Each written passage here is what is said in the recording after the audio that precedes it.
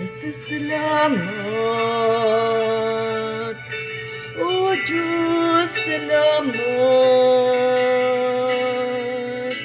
Nananatili kang tapat, ibinigay mo ang lahat, kulang ang buhay ko. Maging ang mundo sa laki at lawak ng pag-ibig mo, Jesus, salamat. O Diyos, salamat. Nananatili kang tapat, ibinigay mo ang lahat, kulang ang buhay ko. Maging ang mundo sa laki at lawak ng pag-ibig mo, dakila ka,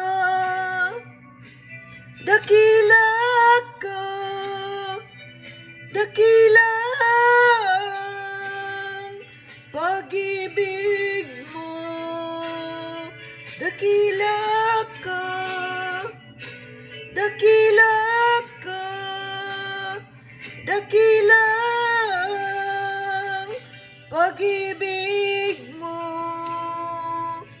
oh Jesus.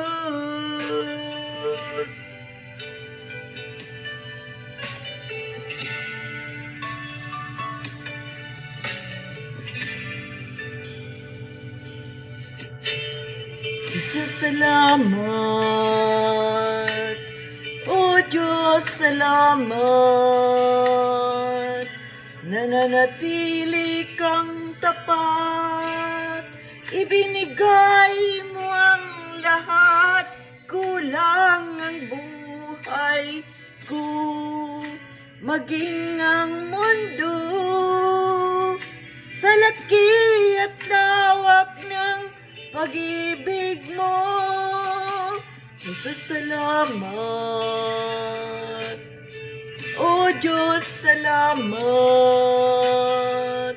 Nananatili kang tapat, ibinigay mo ang lahat, kulang ang buhay ko. Maging ang mundo sa laki at lawak ng pag-ibig mo, dakila ka, dakila ka, dakila ang pag-ibig mo, dakila ka, dakila ka, dakila ang pag-ibig mo, oh Jesus.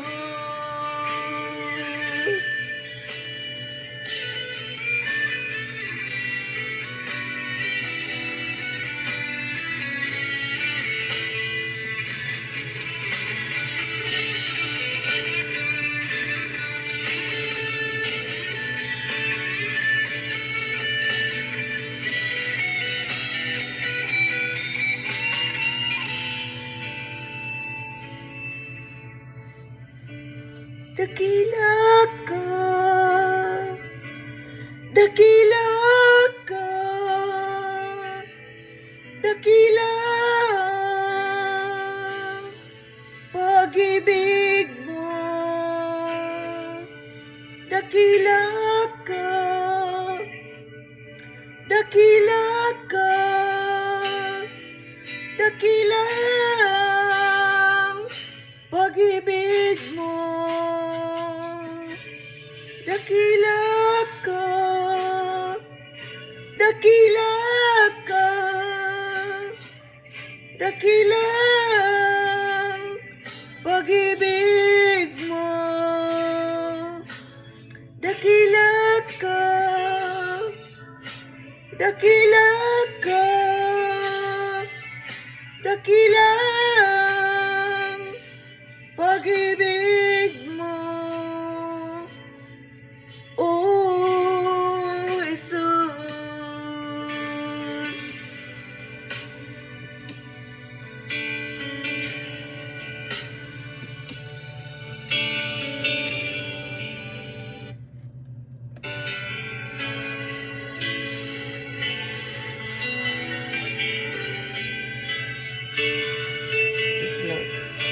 I have a testimony.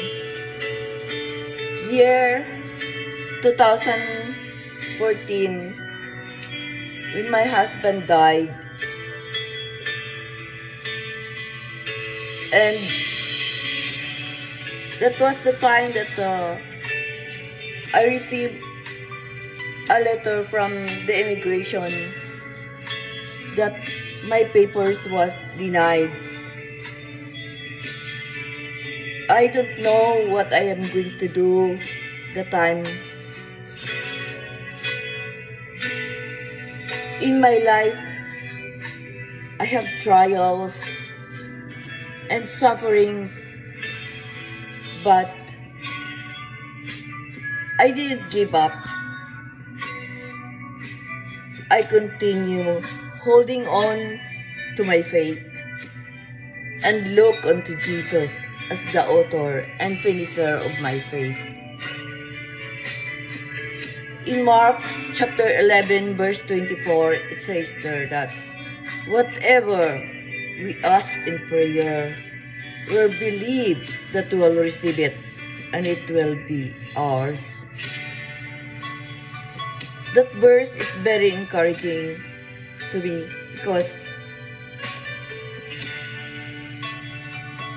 in my life, I didn't give up. That verse, it moves mountain. What I did is, when I went home when my husband died, and when I came home here in Canada, I brought his death certificate, and I reappeal again in immigration. And I thank God that the immigration officer, they considered my application again, and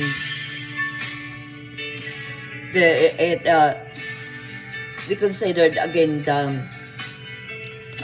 my application, and it's okay now. And I am a permanent resident here in Canada right now. So I encourage you, friends, do not give up. Don't give up in your dreams. Don't give up in your career. Don't give up in everything in your life and in your family. Hold on to your faith and look unto Jesus as the author and finisher of your faith.